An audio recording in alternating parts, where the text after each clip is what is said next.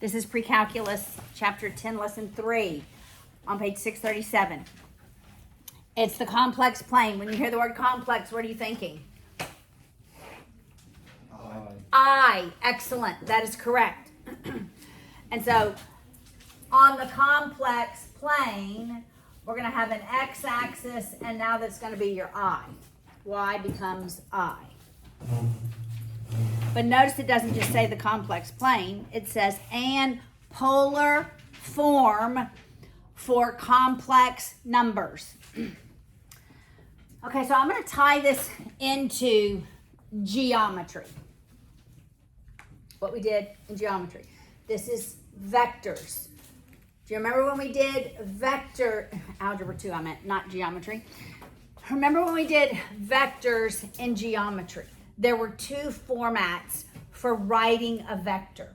One was rectangular. And I remember it was something R plus something U plus or minus. Do you remember that? That was rectangular. Now rectangular is going to look complex, and it's going to be 2 plus 3i. So I want you to think the same. I want you to relate it to the same as we did in algebra. And then we had a polar form. Remember we had, it was something like 5 at 85 degrees, such that this was the magnitude. Remember the magnitude? We always drew those right triangles. That was the length of the vector, or it was the hypotenuse. It was the hypotenuse of that right triangle that we would draw. And this was the angle from the positive x-axis. Do you remember that? Vaguely, do you remember this? Okay, good. Now,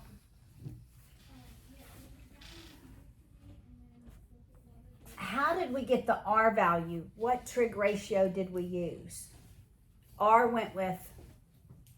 Cosine. Correct. Sine. Correct. No. Your initial response was correct. Yeah, Cosine. I said it. And U sine. R cosine, U sine. So now polar form is going to look like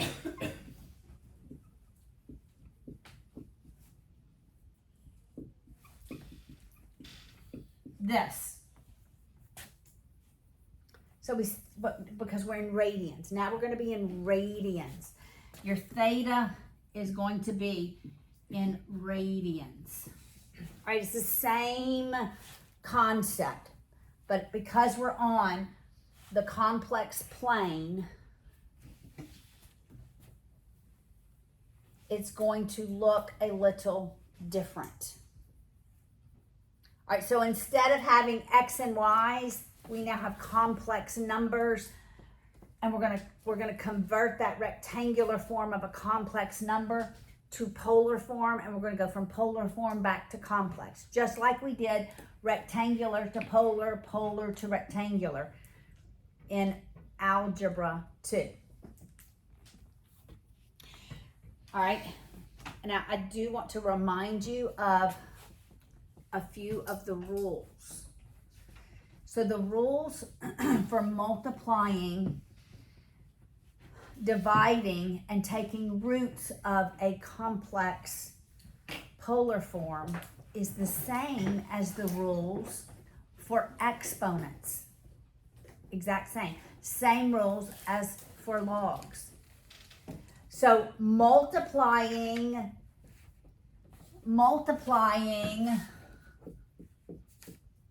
is what? Addition. It's going to be the same thing. So when I multiply polar forms, I'm adding the thetas. Because multiplication is addition.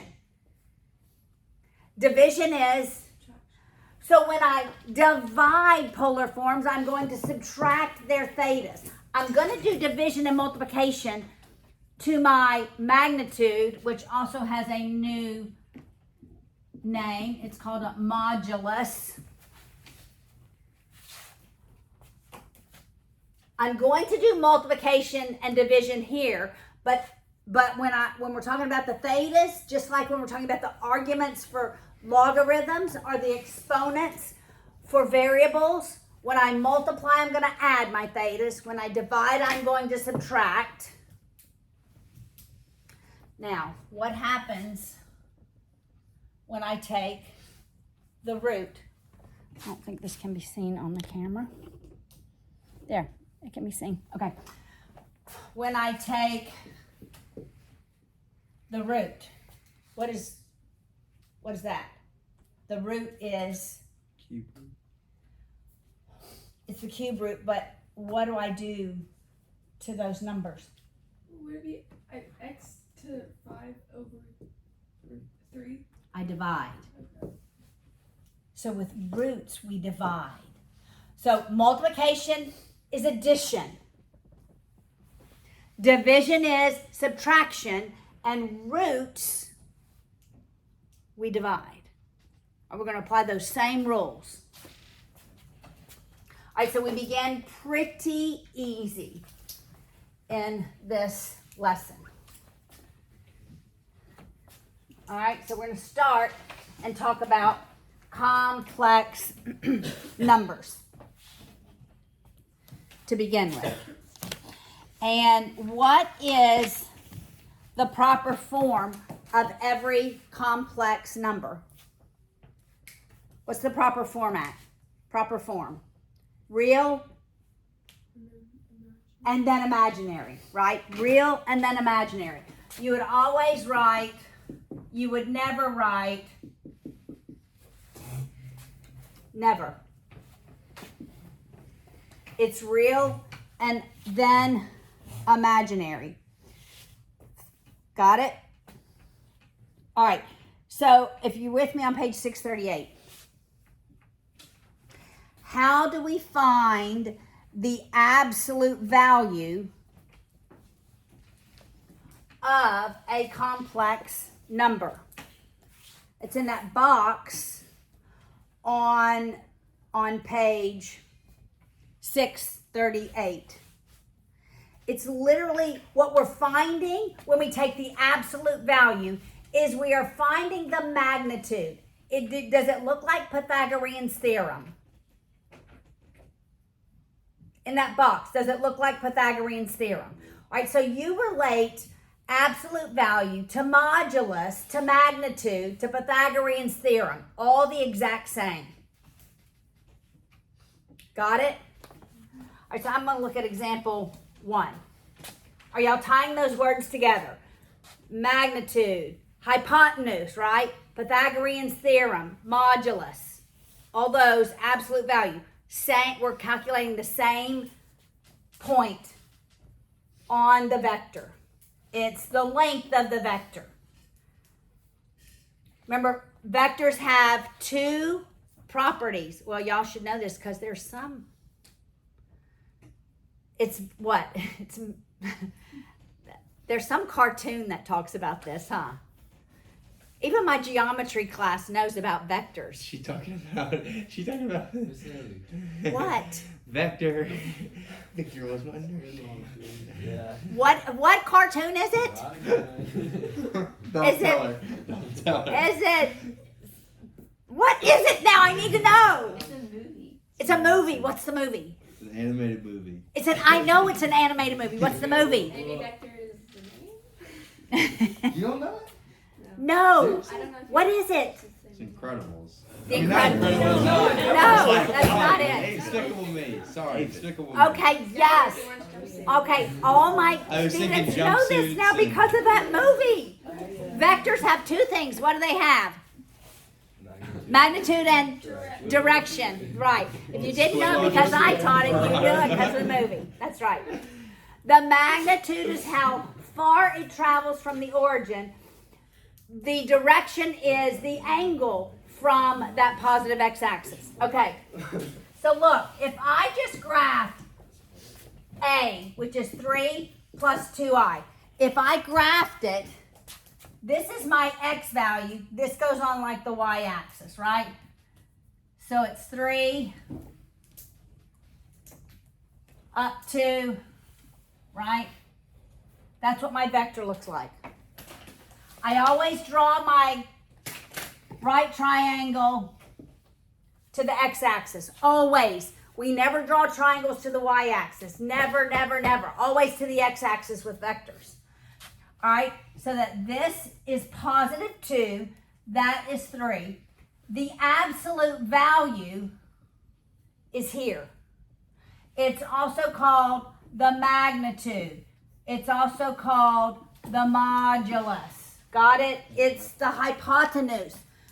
All right, so the absolute value of 3 plus 2i is the square root of 3 squared plus 2 squared, which is the square root of 13. Got it? You see? Are you connecting these words all together? Like I want to connect it to what you've already learned. That's all. When you hear the words absolute value, you're calculating the magnitude or the modulus, right? Okay, this is easy peasy, right? So far? Yeah. All right, now 4 minus 5i. What quadrant would 4 minus 5i be in?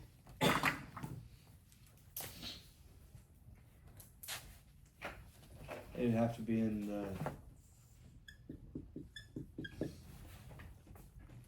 My x value is, it has to be the fourth. That's right. So here, down 5. Now this is 4.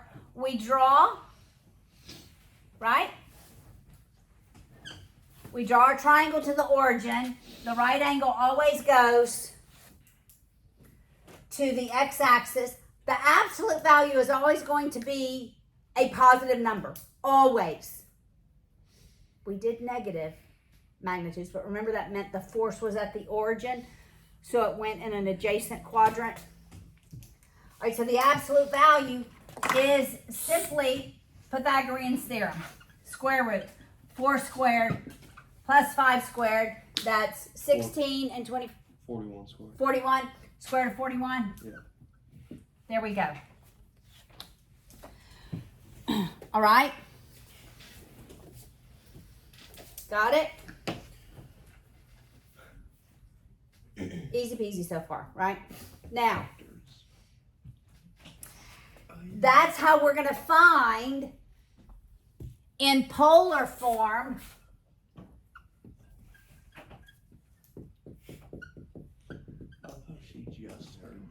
this. We've been saying that since geometry. Is the absolute value. What have I been saying since geometry? No, we've been saying vector since since from the cartoon, and you just got the movie. My geometry class really told me about it this semester. I know, I'm a little slow. We definitely said that all of last year. All- We said that a lot last year. Maybe y'all did. We said it. I'm sure you did. We said it a lot. I'm sure you did. Gotta give credit where credit's due. Yes. Yeah. Yeah. All right, so this R value, this is polar form. R cosine theta plus I sine theta. This is rectangular form. We find our R value by taking the sum of the square root of the sum of the squares. All right? And then we find theta the same way we've done in the previous chapters. All right? So let's look at example 3. Cosine doesn't change. I sine doesn't change. We have to find the angle, just like we did in algebra 2. Example 2. Example 2, yes. Negative square root of 3 plus I. Negative square root of 3 plus I. All right. What quadrant are we in? 2. Yes, the x value is negative, right? That x value is negative. This is negative square root of 3. What's my I value? It's just 1. It's just 1. So it's positive 1. I draw my triangle to the origin. Does this look like a Pythagorean triplet? So what is the modulus? 2. 2. So that's my R value.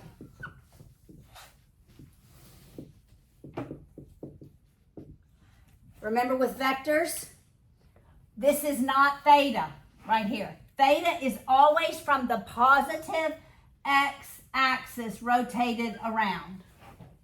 But because this is on the unit circle, we should know what this theta is. All right, so let's just think about this theta. All right, it's where the value of the cosine is square root of 3 over 2. Right? The value of the cosine is square root of 3 over 2. Cosine counts down, so this theta is what? Wait.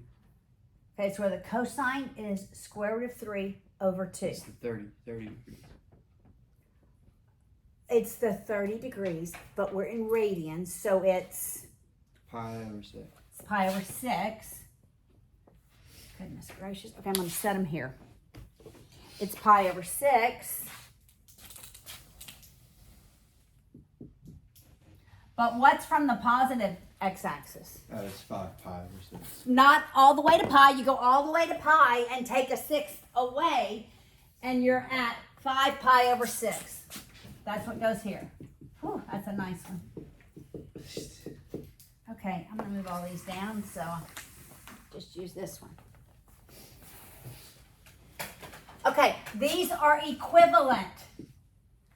Rectangular form to polar form. Got it? All right, we're going to do one more. What is that the final answer? Just leave it like that. This is the final answer. Just like when in algebra, we went from rectangular to polar. It looks harder in the book, doesn't it? All right, look at example 3. Negative 2 plus 5i. We want to write it in polar form. What quadrant are we in? Yes? What quadrant? Second. I always draw my vector. That's negative 2. We go up 5. I always draw it to the origin. Now, is that a Pythagorean triplet? Does that sound like it's on the unit circle? It doesn't, does it? All right, so how do I find the modulus? Well, I do the absolute value, right? What's the absolute value? It's the square root, negative 2 squared. You're always going to end up with positive numbers under this radical because when I square a negative, it's always going to be positive. But if you put negative 2 squared in your calculator, it's going to give you a negative number. Unless you put the negative 2 in parentheses. All right? Plus 5 squared, that's 25 and 4. That's the square root of 29. Where's the square root of 29 go? Outside.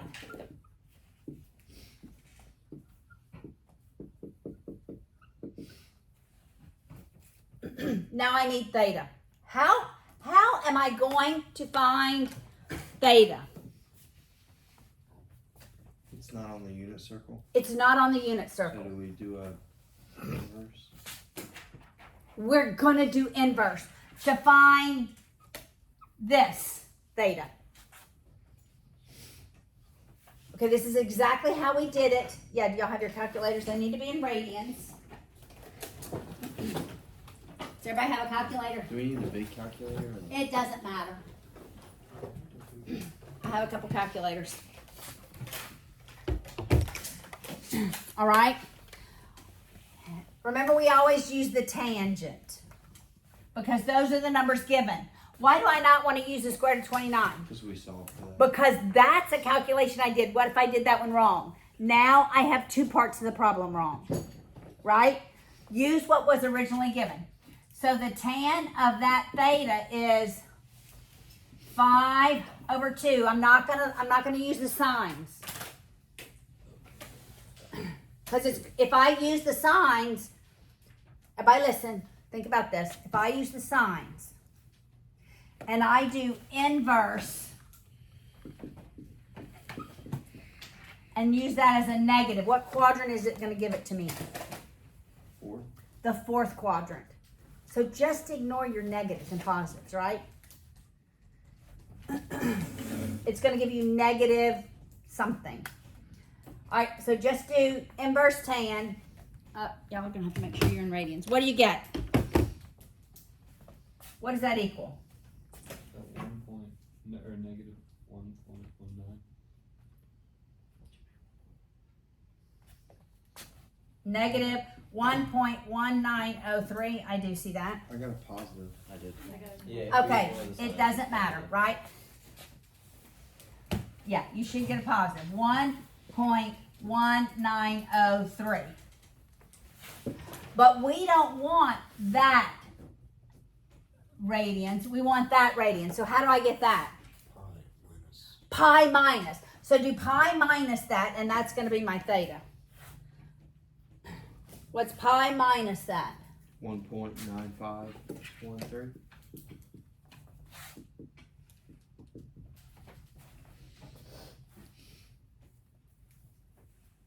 Got it?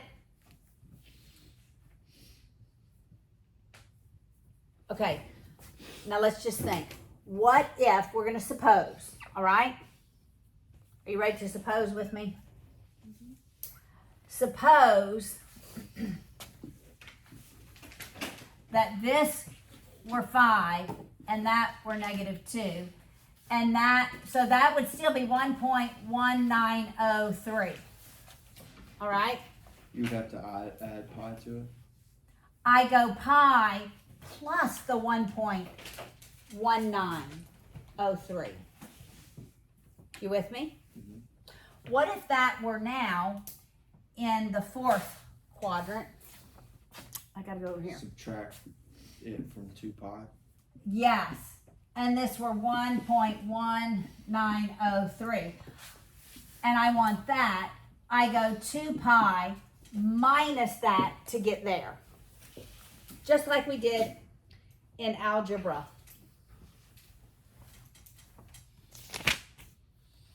All right? All right, let's look at examples. The next one. Now we're going to multiplying polar forms, and we're going to dividing. Multiplication is? Addition.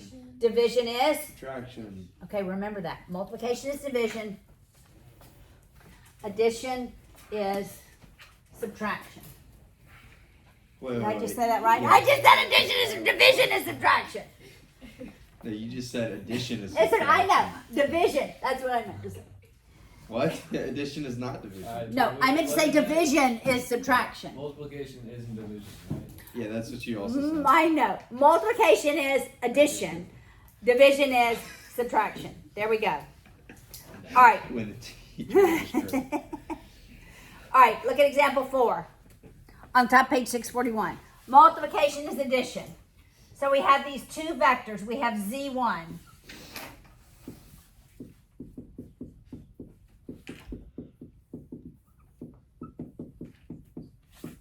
And we have z2.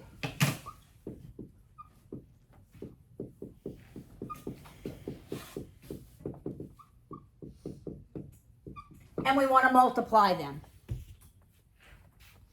All right, you multiply their moduli. So you literally do 2 times 3.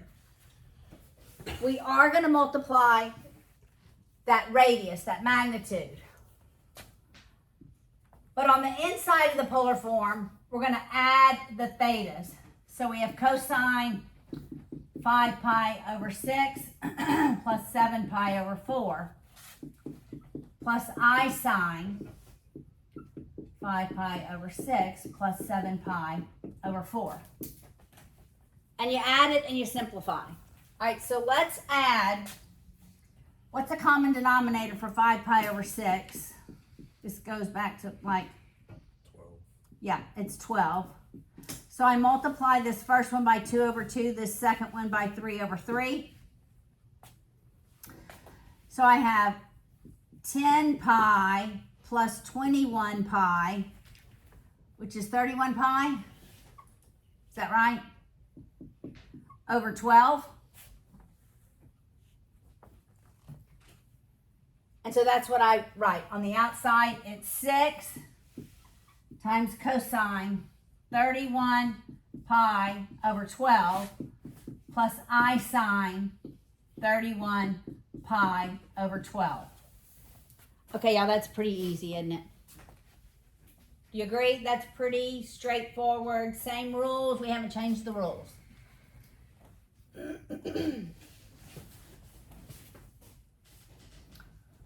All right, example 5, which is the last example in this lesson.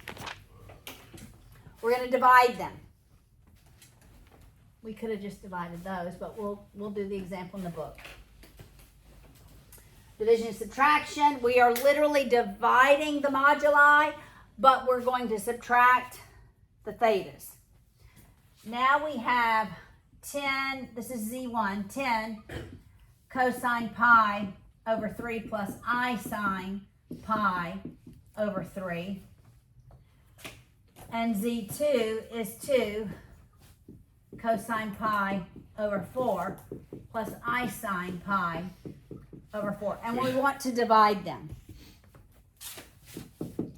So we divide the moduli and we subtract the thetas. Wait, can you go on? Yep.